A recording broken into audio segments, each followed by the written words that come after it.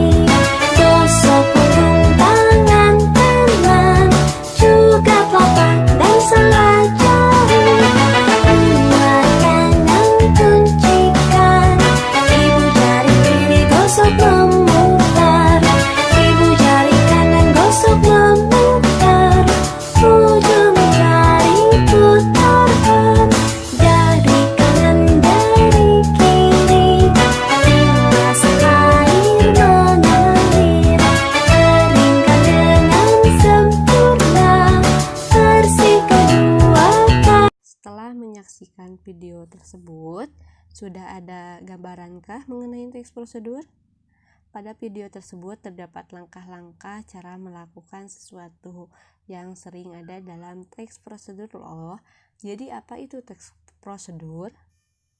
Menurut KBBI 5, prosedur tahap kegiatan untuk menyelesaikan suatu aktivitas, metode langkah demi langkah secara pasti dalam memecahkan suatu masalah. Jadi, apa itu teks prosedur? Teks prosedur adalah teks yang berisi langkah-langkah untuk melakukan atau membuat sesuatu secara berurutan, sehingga menghasilkan suatu tujuan yang diinginkan. Tujuan teks prosedur untuk menjelaskan kegiatan yang harus dilakukan agar pembaca atau pemirsa dapat secara tepat dan akurat mengikuti sebuah proses membuat sesuatu, melakukan suatu pekerjaan, atau menggunakan suatu alat. Tujuan teks prosedur juga untuk memudahkan pendengar atau pembaca dalam melakukan kegiatan. Jenis teks prosedur. Yang pertama, teks prosedur untuk memandu cara menggunakan atau memainkan suatu alat. Contohnya, cara memainkan angklung.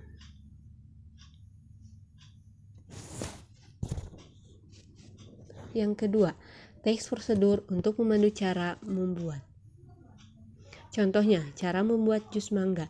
Nah, di sini dalam teks prosedur untuk memandu cara membuat terdapat bahan, alat, dan langkah-langkah. Ada juga contoh lainnya, yaitu cara membuat obat tradisional insomnia. Yang ketiga, teks prosedur untuk memandu cara melakukan sebuah kegiatan. Contohnya, cara melakukan tari poco-poco. Ciri teks prosedur. Yang pertama, terdapat panduan langkah-langkah yang harus dilakukan.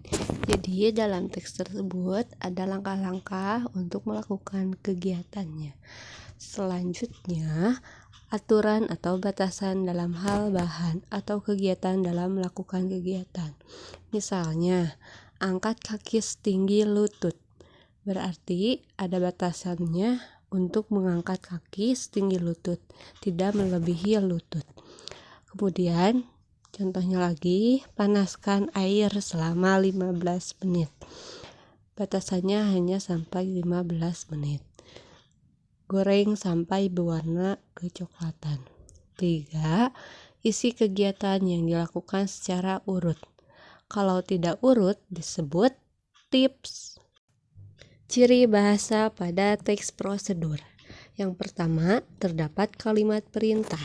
Kalimat perintah sering juga disebut dengan kalimat imperatif, yaitu kalimat yang mengandung makna memerintah atau menyuruh seseorang melakukan sesuatu. Contohnya, tuangkan 100 ml air ke dalam wadah.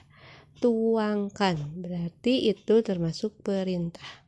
Potong buah menjadi 3 bagian. Matikan api setelah adonan cair.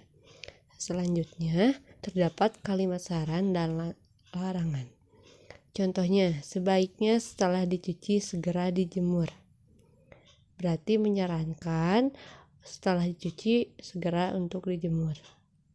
Contoh, jangan menambahkan bumbu lain selain garam dan gula pasir. Yang ketiga, penggunaan kata dengan ukuran akurat. Contohnya, 1/4 tepung, 5 buah rimpang kunyit, 300 ml air, 3 sendok makan gula putih. Yang selanjutnya, menggunakan kelompok kalimat dengan batasan yang jelas. Misalnya, rebus hingga menjadi bubur. Lipat bagian ujung kanan sehingga membentuk segitiga sama kaki. Berarti ada batasannya yang jelas. Tadi menyuruh untuk merebus sampai menjadi bubur. Lipat bagian ujung kanan sehingga membentuk segitiga sama kaki. Berarti batasannya sampai si lipatan tersebut membentuk segitiga sama kaki. Itulah materi yang saya bahas pada bab 4 di teks prosedur. Untuk melakukan latihannya, silakan kalian perhatikan terlebih dahulu ketiga teks berikut. Setelah membaca ketiga teks tersebut, isilah latihan yang diberikan pada grup bahasa Indonesia kelas masing-masing.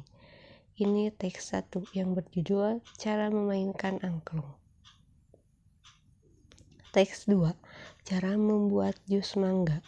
Teks 3, cara membuat obat tradisional insomnia. Selamat belajar. Sekian materi yang saya sampaikan. Wassalamualaikum warahmatullahi wabarakatuh.